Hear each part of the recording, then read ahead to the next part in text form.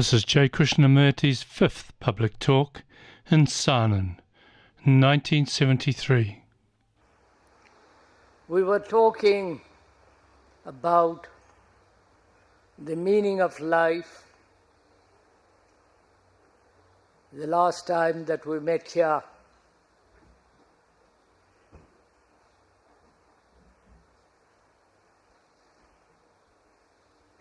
I do not know if we have really understood, not verbally or logically, but seeing directly for oneself the full meaning of what life is, and if it has any significance, and if it has, what is that significance? That's what we were talking about day before yesterday.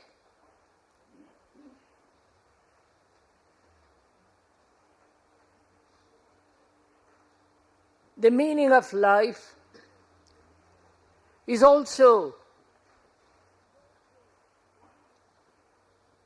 the meaning of action. Life is action.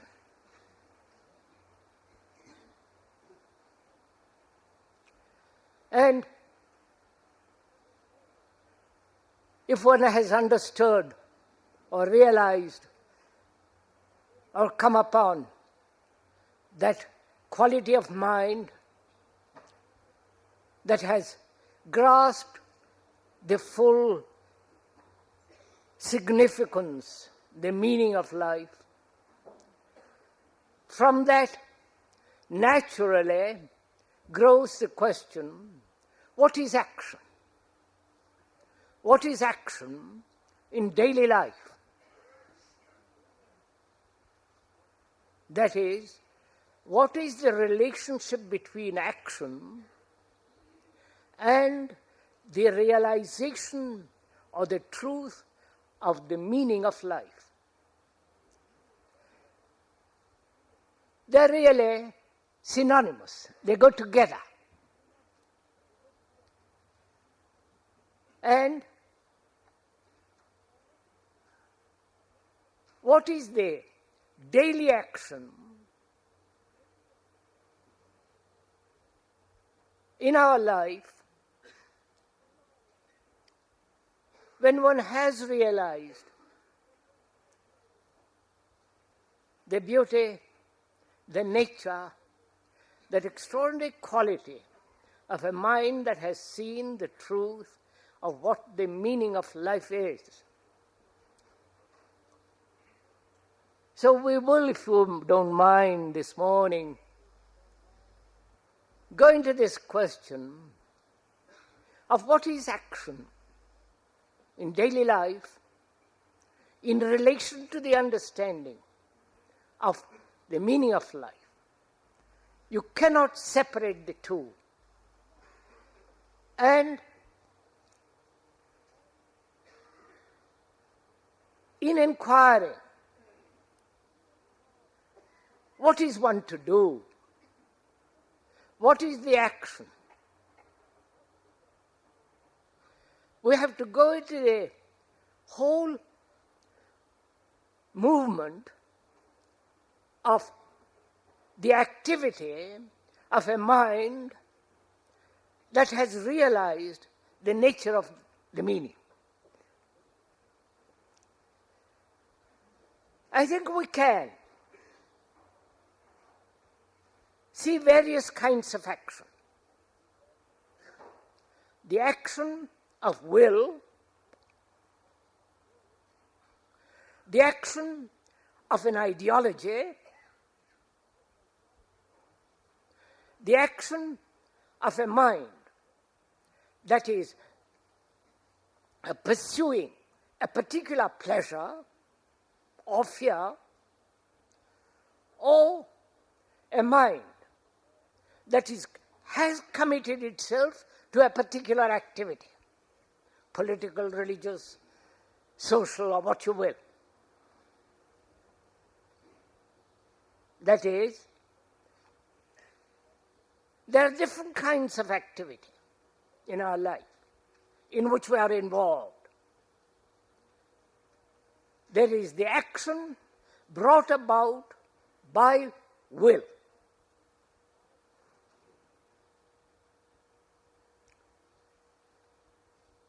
Will is resistance.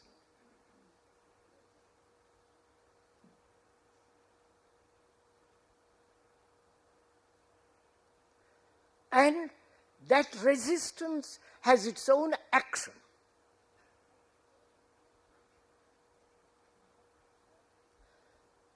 I determine to do something.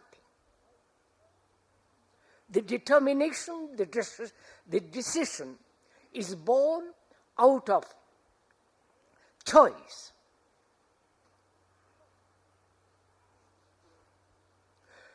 And choice is the discrimination between this and that. And I choose that. And therefore resist this. And that action, born out of choice and determination, is a distorted action.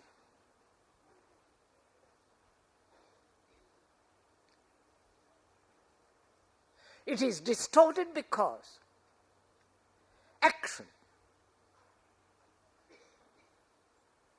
is a movement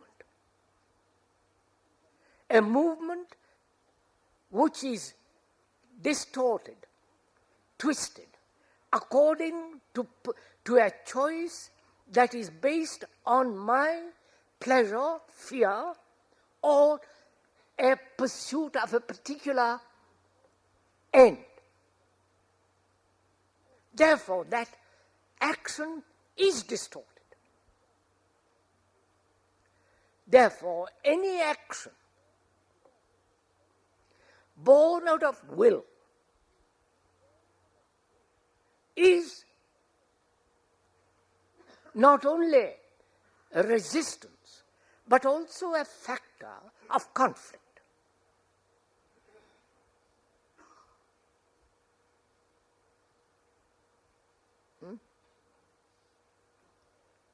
Please, we are sharing this together. This is not an entertainment. This is not something intellectually you accept or reject. It is the examination, investigation of what action is. Together we are inquiring, therefore sharing. Therefore, together we are serious. And being serious, not only now, during this hour and a half, but also throughout life, we have to find out what is action, which is not distorted, which is a free-flowing an action without any kind of conflict involved in it. And that requires great attention, great seriousness, because our life is a series of battles, a series of conflicts, misery, suffering, every form of neuroticism. And to discover, to live sanely, is to discover the full meaning of life. And in the realization of that meaning of that life, we are asking, what is action? We see that any action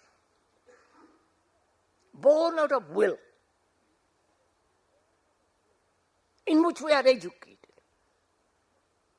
is not only a factor of distortion, conflict, resistance, and the sense of exclusion.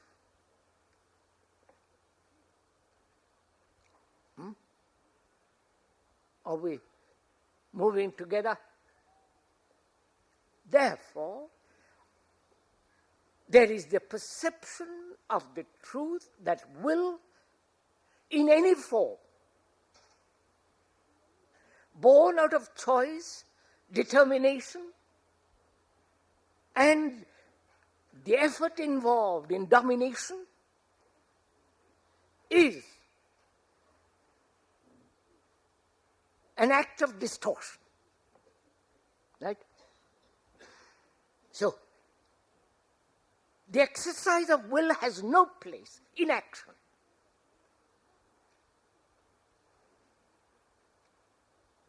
We're going to find out then gradually, we're going to investigate what is action. Please listen to me. What is action? Which is total inaction. I don't know if you see the beauty of this. But to find out what is action, which is total inaction, we have to investigate the various kinds of activities and actions in which the mind has been educated, conditioned, and in the perceiving of what is false, the reality comes into being. Therefore, the exercise of will is false.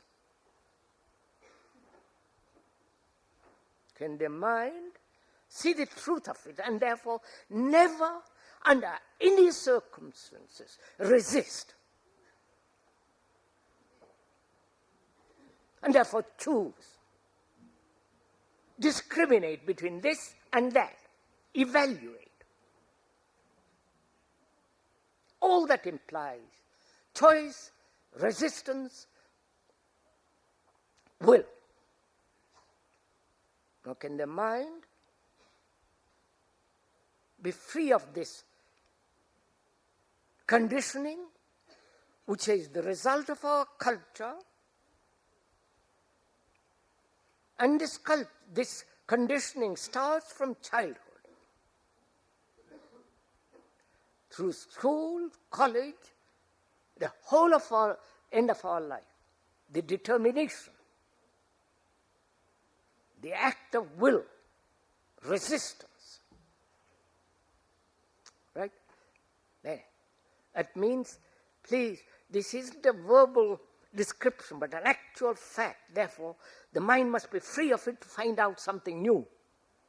A way of living in which there is no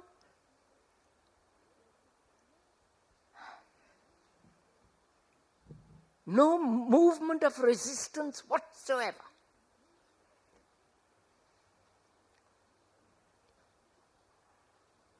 Then there is the activity of ideology or belief.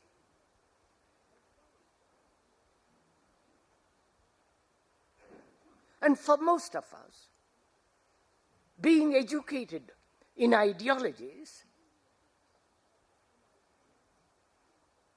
or an ideal, a concept, a belief, from that arises various forms of activity.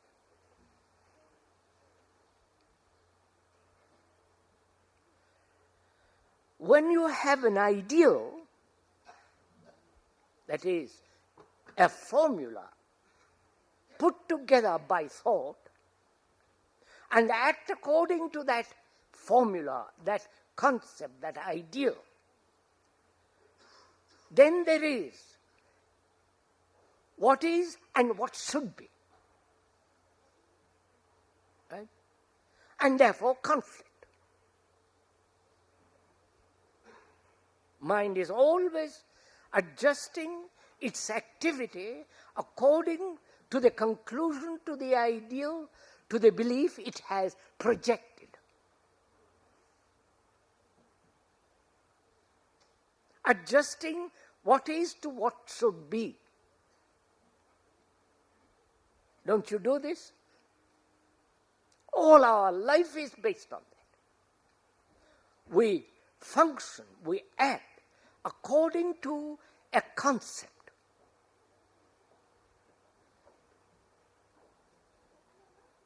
Please observe it in yourself. And therefore, a mind which is investigating what action is has to find out for itself why conclusions, beliefs, ideals have become so extraordinarily important. You have ideals, unfortunately. That's part of your conditioning, part of the culture. The ideal state, according to Marx, whatever it is. And the few that understand it get power and twist the human mind to conform to that pattern. This is what's happening. And we do the same on a much lesser scale. We have ideals, conclusions, beliefs, and try to conform all action to that.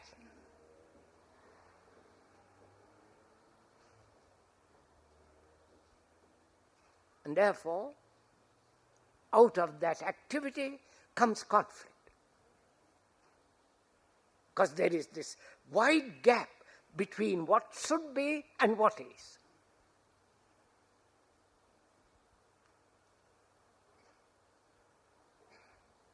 And the comparison between what is and what should be, the imitation of what is, the imitation of what should be and transforming what is the process of our conditioned, educated, cultured mind. Right?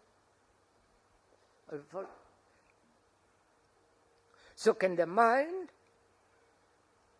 which is investigating what is action, in which there is no conflict whatsoever, because any form of conflict is a distortion of action, as will is a distortion of action. So, belief, concept, ideals are a distortion of action. Can the mind see the truth of it and instantly be free of it?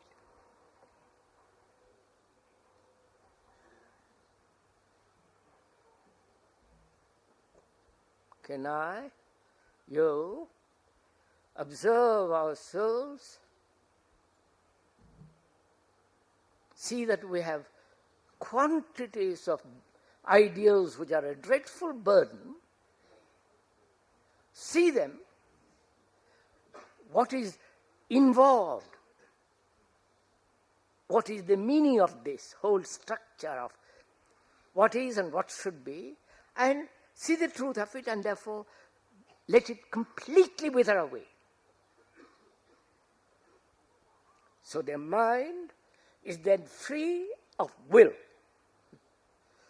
You understand what we're this is real revolution. You understand, sirs?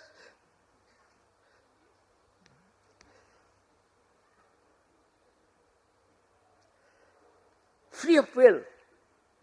Therefore, all resistance, all sense of choice. Choice exists only when there is no clear perception. When there is clear perception, there need be no choice at all. And the more we choose, the more confused. So can the mind see the truth of this and be free of every movement of determination, the will, the should be, the must be.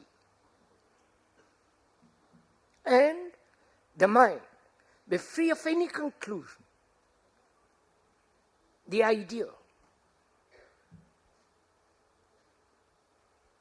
As you are listening, and I hope you are listening seriously, as you are listening, do you translate what you hear into an idea, which is an abstraction, and try to live according to that abstraction, which is what should be?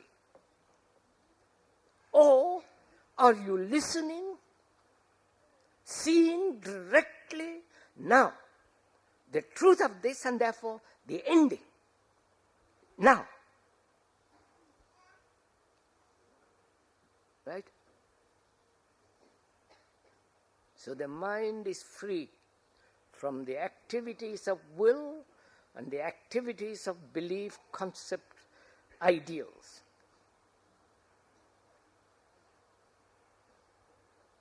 Right?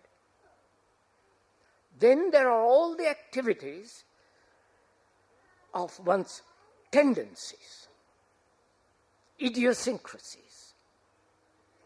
Right? What are tendencies, idiosyncrasies, characteristics?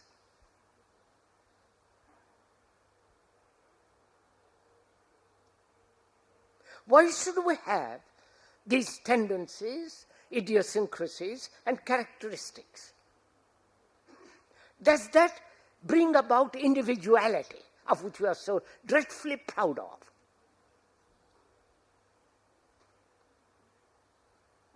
You're following all this? Am I making the thing clear? Now we are inquiring together into this question of tendencies, idiosyncrasies, characteristics. And from that, various activities take place. My character is this, and I must act according to that.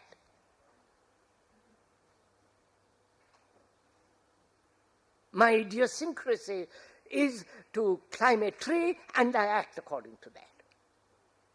You follow? So, are not the tendencies, characteristics, idiosyncrasies, are the reaction to my conditioning?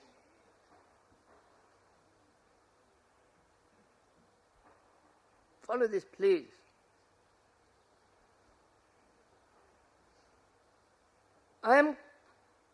This mind is brought up in a culture and so conditioned,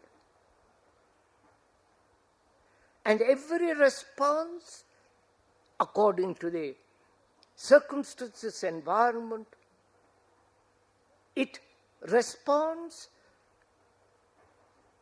as character, as an idiosyncrasy, as a tendency. And all our activities revolve around that.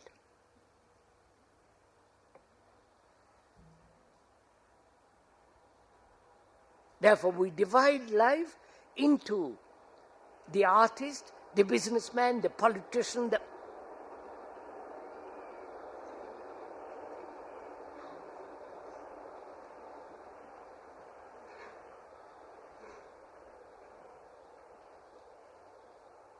the politician, and so on.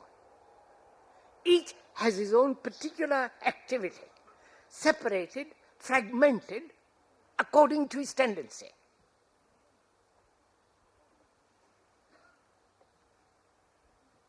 And so we break up life into categories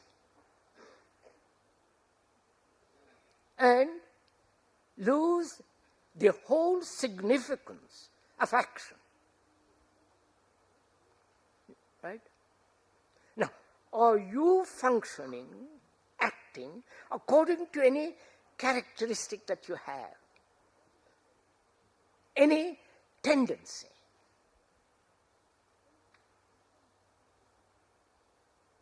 Please, this is really important, because we lay such emphasis on having a character.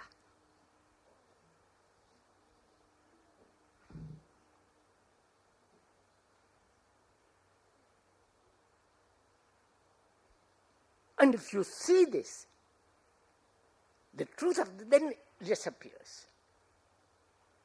So you're free of the activities of will,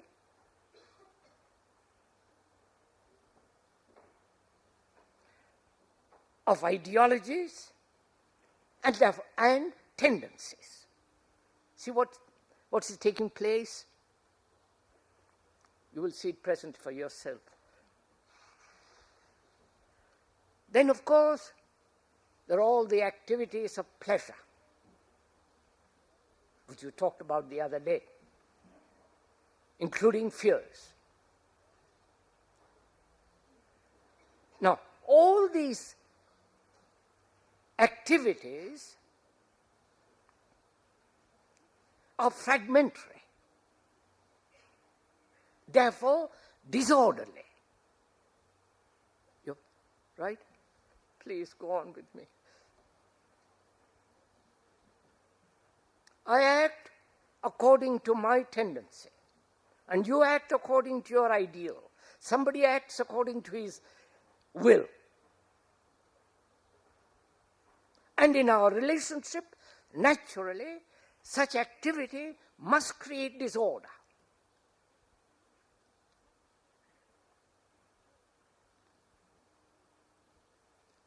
And we try to overcome this disorder by having a super ideal.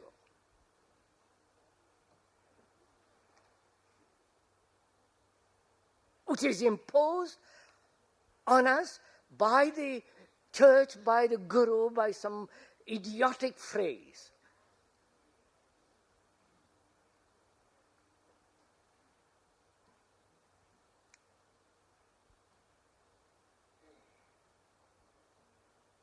So you see for yourself the fragmentary activity of pleasure, with it fear, the activity of tendencies, idiosyncrasies, and character, the activity of belief, ideals, conclusions, and the activity of will are fragmentary. And where there is a fragmentation, there must be disorder. So all our activity is creating disorder. I wonder if you get this.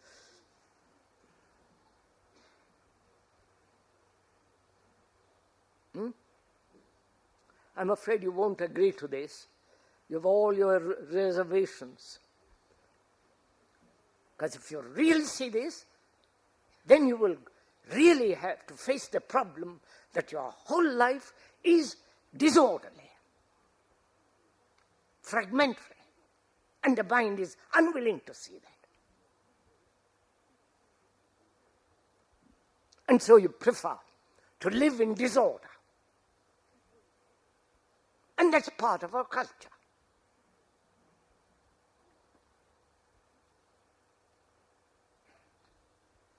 And so what happens? When the mind is living in disorder your whole life, the brain, which can only function when there is order efficiently, please follow this little bit, has to bring order. Otherwise it can't function properly. So, disorderly life, the brain demanding order, because it needs order to function healthily. So, conflict grows all the time. And out of that conflict, a neurotic activity takes place which gives security to the brain. You're following all this?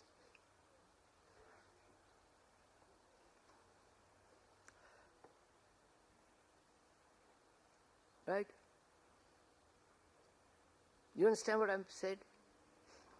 I lead disorderly life. I exercise will. My impulses, my intentions are based on my idiosyncrasy, character, on belief, pleasure. They're all contradictory. I live a life of contradiction and disorder. But the brain needs order to function efficiently. I'll go into that a little more presently. So, there is a battle going on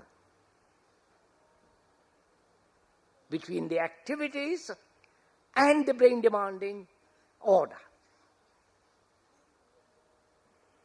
And there is conflict. Out of this conflict, something breaks. Something has to happen. And generally, a neurotic action takes place. And in that neuroticism, thought, brain says, I will have security there at least. And most of us have this neurotic security. I wonder if you get all this. Huh? What does neurotic mean? Non-sanity.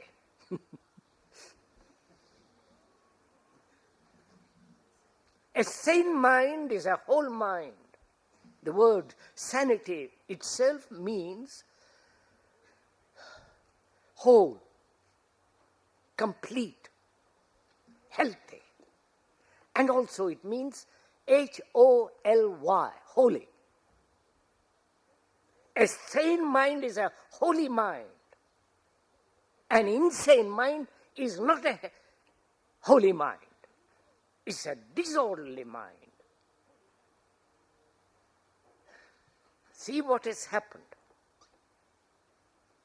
So my activities are producing conflict and disorder, and out of that disorder the brain tries to find order. Therefore, it joins something else. A new cult, a new system, new philosophy, new ideology. You follow? And again caught in the same pattern.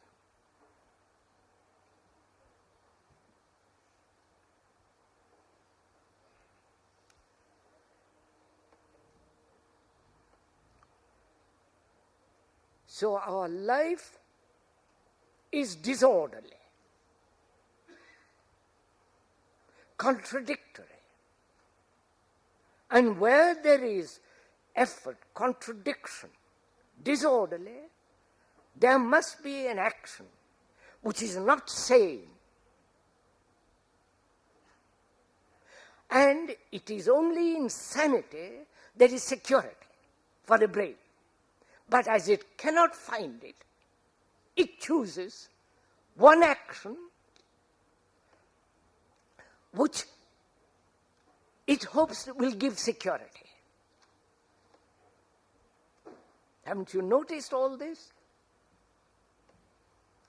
Probably not. You have not gone into this sufficiently deeply. So,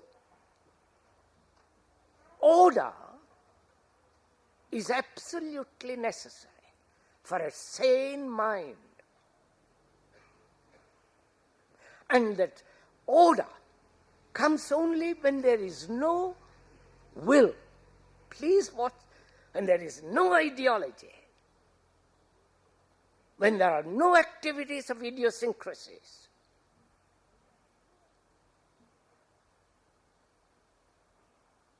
Therefore, there is no sense of fulfillment or identification with myself or with something. Right? So, what is order?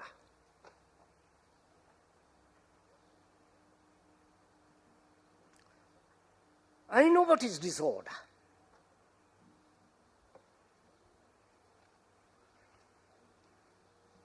The disorder of the outward world.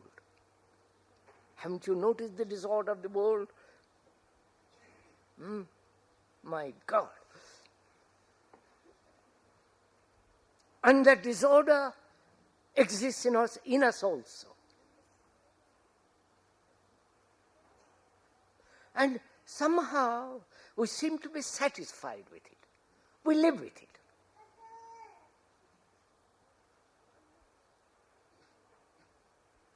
And out of this disorder, we commit ourselves to various kinds of activities.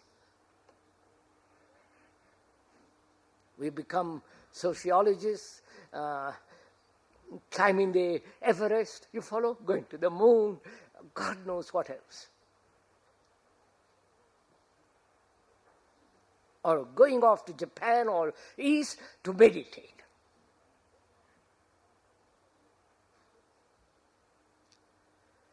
You know, there is a lovely story of a boy of 15 who leaves his house in search of truth. He goes all over the place, wanders through every jungle, through every forest, crosses every river and seeking, asking every teacher to teach him what is truth. At the age of 80 or 70, whatever it was, he says, I haven't found it. I better go home and die peacefully there. So he returns. And strangely, his house still exists. And he opens the door, and there it is.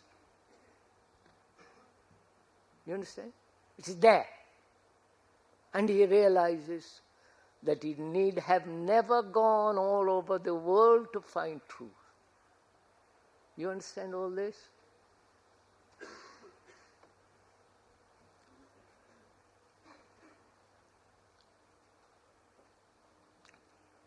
So what is order? How is the mind to come upon this order which is not the order of belief, the order of will, the order of pleasure, the order of character? I see they're all contradictory, confusing and disorderly. So what is this order which is not related to that? Right?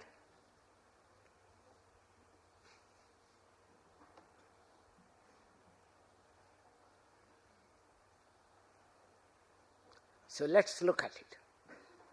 Let's approach it differently.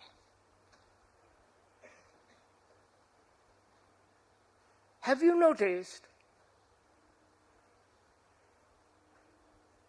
that before you go to sleep, you take, if you are at all aware and serious and not drunk or drugged by alcohol, tobacco and all the rest of it, that you generally take a stock of the day, of what you have been during the day. Haven't you done it? Done it. Why do you take a stock of what you have done? You say, I didn't do that rightly. I should have done that. I got hurt, which was silly of me. I should have been more polite to that man. I shouldn't have overeaten. I should have been more kind, more generous, not get angry about some silly thing. Don't you go through all this? Why do you do it? You do it because you try to bring order.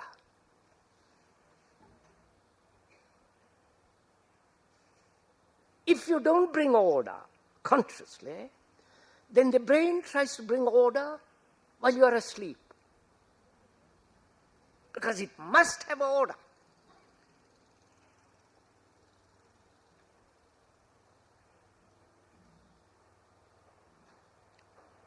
And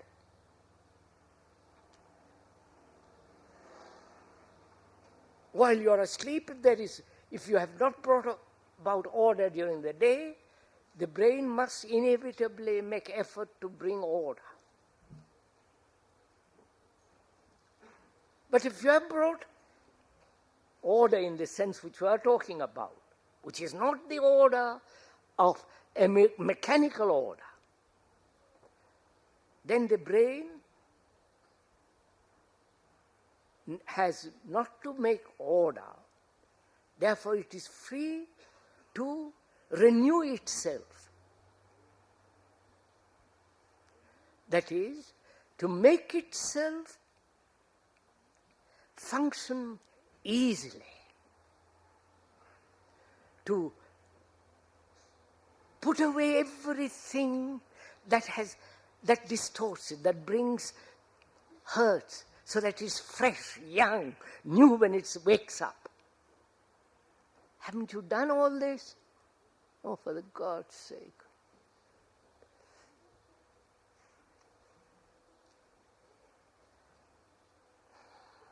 So, order is a state of mind in which every activity of conflict ends.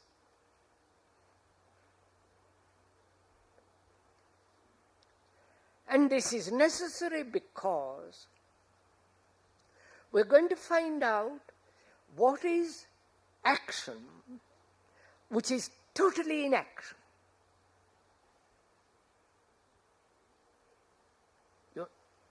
I don't know if this is probably something new to you. It's also new to me in the description of it. I'm going to find out. I know what is action of pleasure, in terms of pleasure, character, belief, ideal, will. I know that very well. And I see that too, in that there is contradiction, fragmentation, effort, great strain and stress. And all that activity is disorder. I see that very clearly.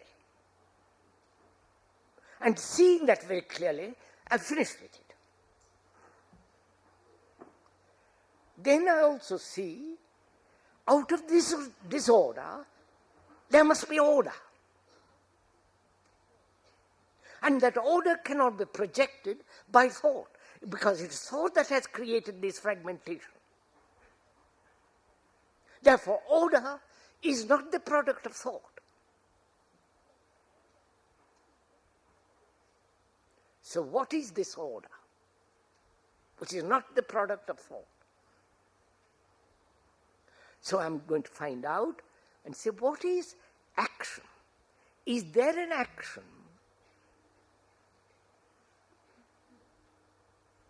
which has none of the qualities of disorder, of pleasure, character, belief, will? Is there an action which is totally unrelated to all that? Because that inevitably breeds disorder. Right? Are we meeting each other? Huh? Or am I trotting off by myself?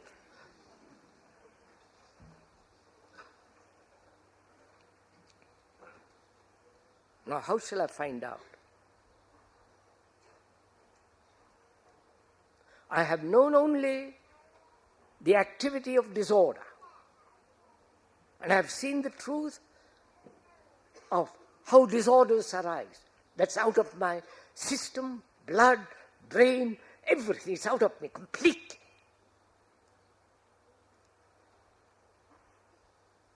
Then, what is order and what is action? I've got it.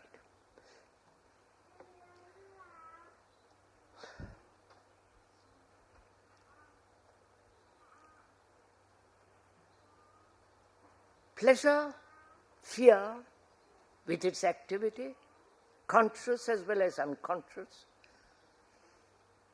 the activity of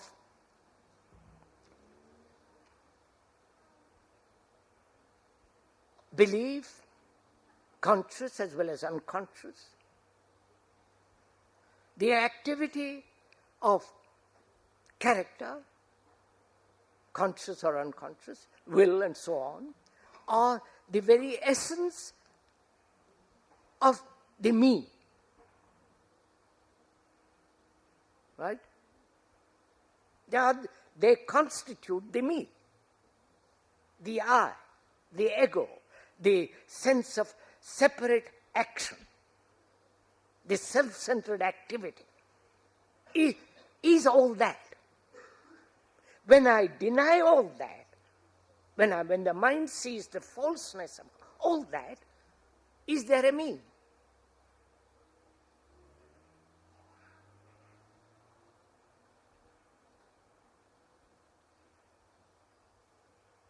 I have known the action of the me in those terms.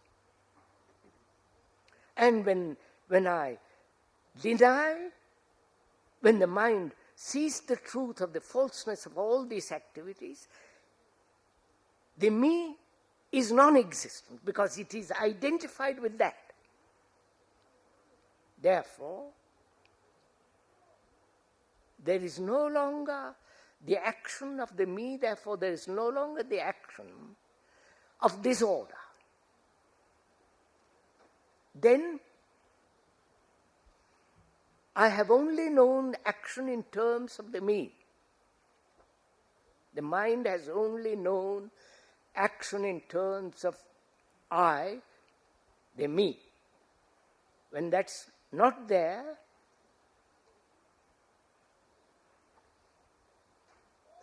there is inaction, isn't there? No? The inaction which I have never seen before because I've only seen action in those terms. Now when the mind sees the truth of all that, action is then total inaction. I wonder if you get this. Huh?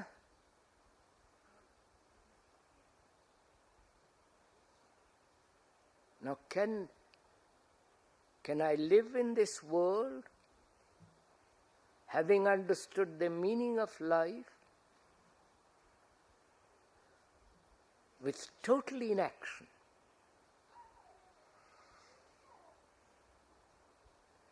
That is, never expressing action in any of those terms. Never. You have understood? Inaction is the expression of the non-me.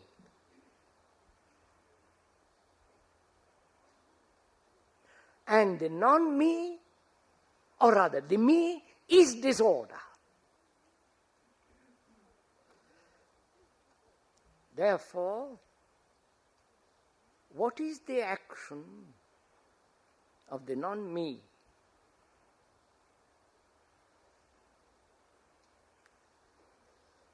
Right? What do you think it is? Don't please tell me, because you won't know it. Unless you've worked, gone into this very deeply. What is that action which is total inaction?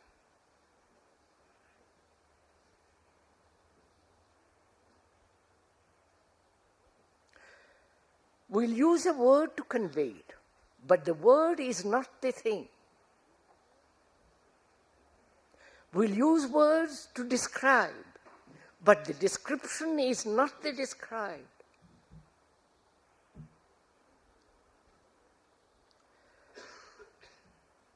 And we may use the word which is so heavily loaded, and we are using that word without any load. So what is the action which is non-action? Right?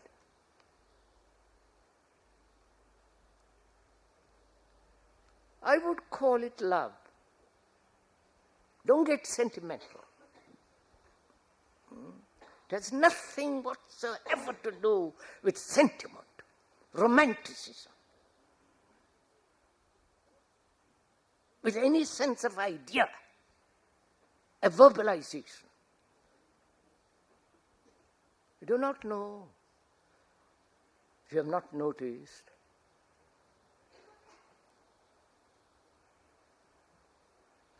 when you have understood pleasure and fear, then you realize that love has nothing whatsoever to do with pleasure. Have you ever seen this, felt it? So, where there is that love, there is total inaction in life. And that has its own activity, which is not regulated by thought. You know, all this takes tremendous meditation. Do you understand? The word meditation means to think about, ponder upon, to investigate, to feel one's way into the whole problem of action. Not according to your idiosyncrasy or mine, or your conclusion of mine or mine, but to investigate it, to open it up. And therefore the mind must be free to investigate. And then you come upon this strange thing called love, which has nothing to do with any church, with any God, with any savior, with any symbol, with any projection of thought. It is totally unsentimental, unromantic. Therefore, that kind of love is a movement in the present, transforming what is.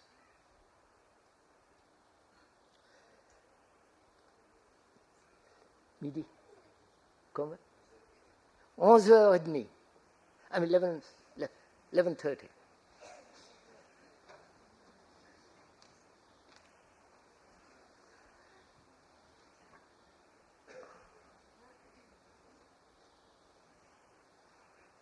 Now you listen for an hour.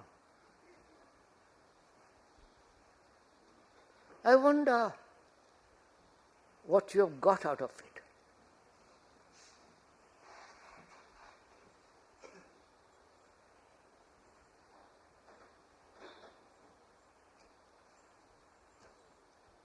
Because what we are concerned seriously is the transformation of the human mind. Because when the mind is transformed, really deeply, profound, when there's a deep revolution in the mind, then it can create a different relationship with the world. Because we are the world, and the world is we, us. I am the world and the world is me. That's an absolute fact. And to feel that, not verbally, not as an idea, actually. Then when there is this transformation in the whole being, then our relationship to the world changes. Our relationship to each other changes. And that change is a total inaction. I wonder if you get it. You know, that word inaction implies, generally taken for passivity. A sense of vegetation, letting go. On the contrary, when the mind is not in disorder, there is, and therefore order, it has got tremendous energy. Naturally. And this energy, which is really inaction, then it can act from the sense of non-me all the time. All the time in the sense every day of our life. I'd like to ask any questions. We've got 2 more talks, haven't we? Thursday and Sunday. We'll talk further about love and death and meditation. So, what would you like to ask now?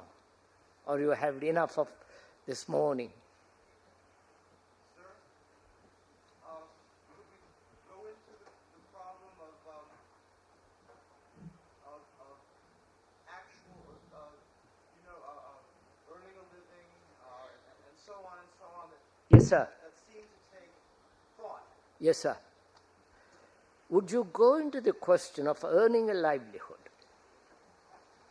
Because that requires capacity, that requires thought, that requires knowledge. Would you go into that? As the culture and the civilization exists now, of which we are a part, we are brought up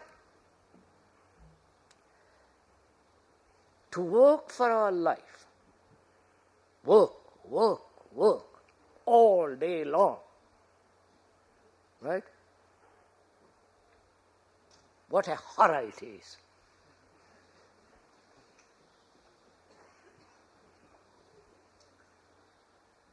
To be told, to be under somebody, to be directed, to be insulted, to be beaten down. That is the culture in which we have grown, in which we have been molded. And to the formation of that mold, we are conform to that mold, we are educated. We are educated mainly to acquire knowledge, to cultivate memory, so as to earn a livelihood. That's the primary function of education, as it is now.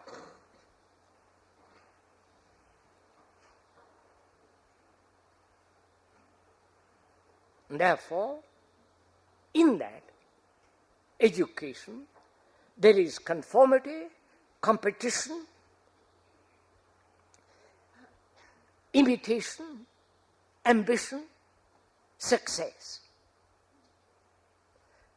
Success implies more money, better position, a better house if you're a communist, and so on, so on, so on. That is the structure in which we have been brought up. Knowledge has become tremendously important to function in this field. Therefore, the cultivation of memory. And you discard totally the rest of it, rest of existence.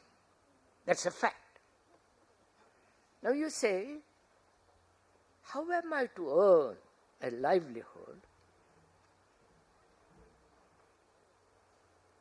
though I need knowledge, but yet I see the limitation of knowledge.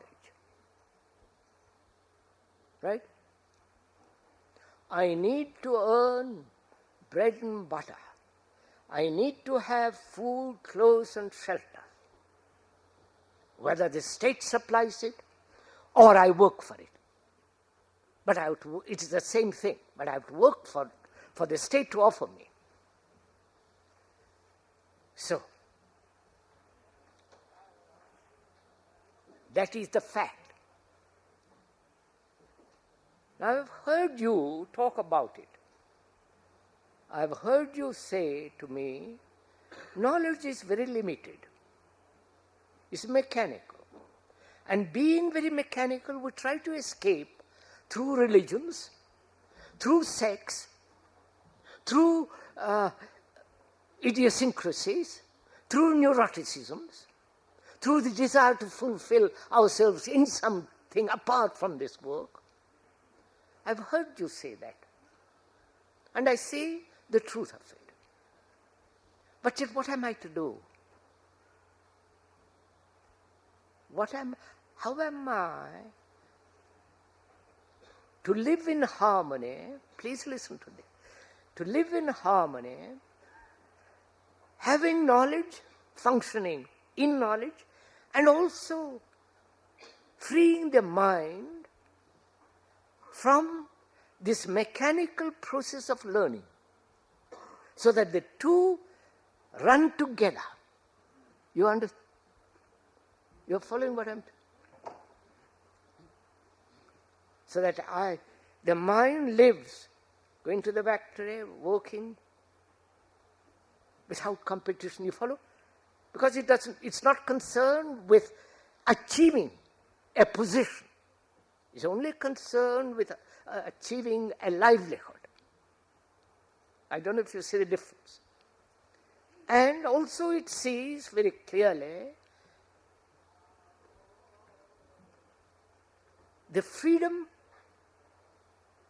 from the known, right? Which is the knowledge, which is the past. Can these two streams move together harmoniously all the time? You're following your question, sir? Am I answering your question? Huh? That is our problem.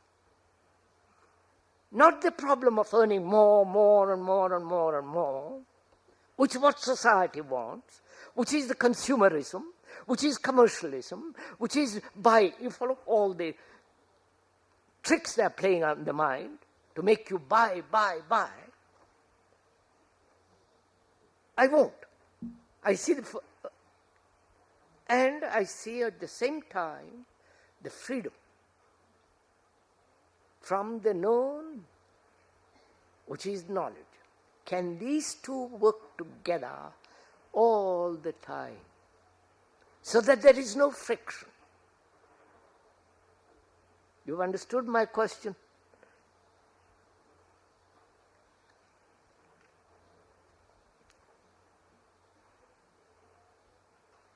Now, what is harmony? You understand? That's the problem.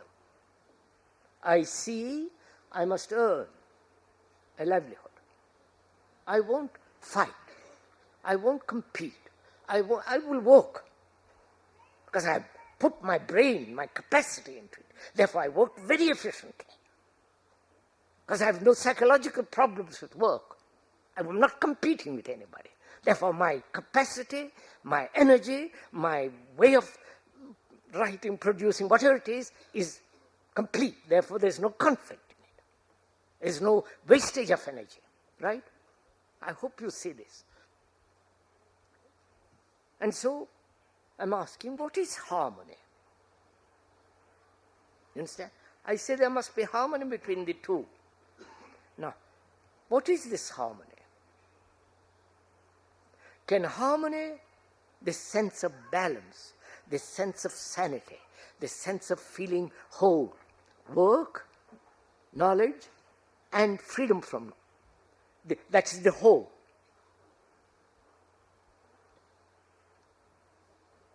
Can that sense of wholeness be brought about by thought? By investigation, by reading, by searching, by asking? Or does this wholeness, sense of completeness, come about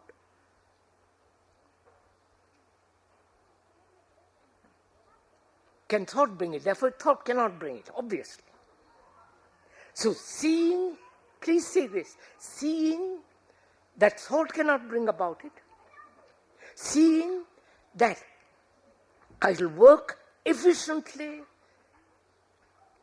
with full energy because I have no psychological problems, you follow? And therefore, I'm only working to earn a livelihood for self-sufficiency. And I see the whole thing must work together. And it can only work together when there is intelligence. So intelligence is harmony. Are you getting what I'm talking about? Wait a minute, I'm finished. Just a minute, I'm just searching myself.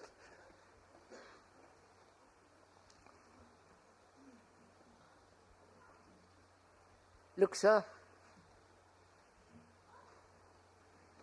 it is intelligence that says, work only for a livelihood, not for ambition, not for competition, not to succeed, to have all the rest of it. Work. That's life.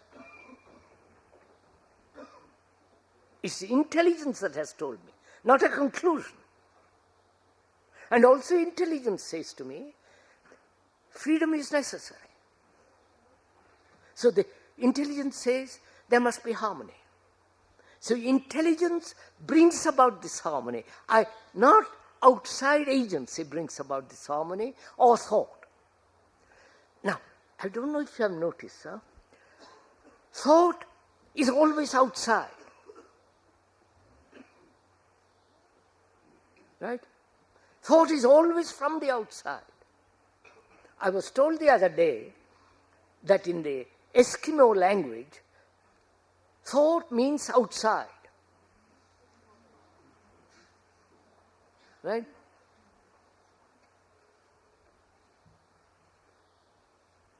So, thought cannot possibly produce harmony, balance, this sense of wholeness. Because thought is outside. But what brings about this total sense of integrity, this sense of sanity, wholeness, intelligence. The intelligence is not the intellectual acceptance of an idea. It is not the product of reason, logic, though logic must exist, but it's not the result of that. It is the perception of truth from which arises wisdom. Wisdom is the daughter of truth, and intelligence is the daughter of wisdom. Right? I got it. Huh? Do you see it?